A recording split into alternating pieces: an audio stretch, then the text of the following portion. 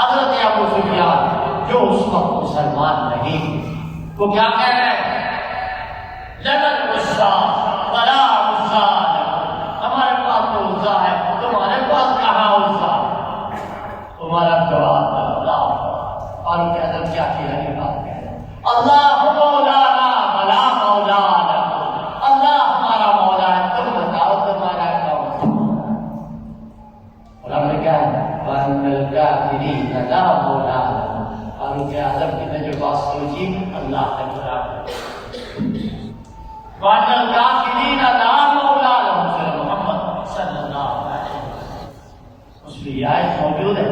تو اللہ تعالیٰ کے پھر یہ کہا انہوں نے، حضرت نے جواب دیا کہ عمر کا جواب دو تو اس کا قبل کی جائے، کہا عمر جواب دو، کہا اللہ